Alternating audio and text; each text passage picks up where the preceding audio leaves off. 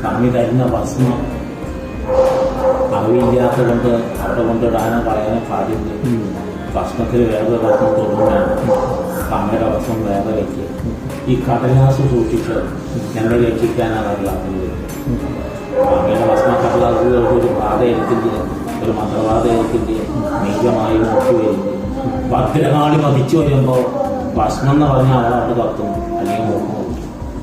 സ്വാമി തരുന്ന ഭസ്മ രമരേ രാജാം അയോധി അയോധി ഉദയം കീക്കൊണിയ ലയോധി ലയോ ലീലാലോലനായ സായേ രാമ ഉദിച്ചാക്കായി ചാക്കി കൊണ്ടുപോവാ രാമായണത്തിലെ സീതാരാമൻ.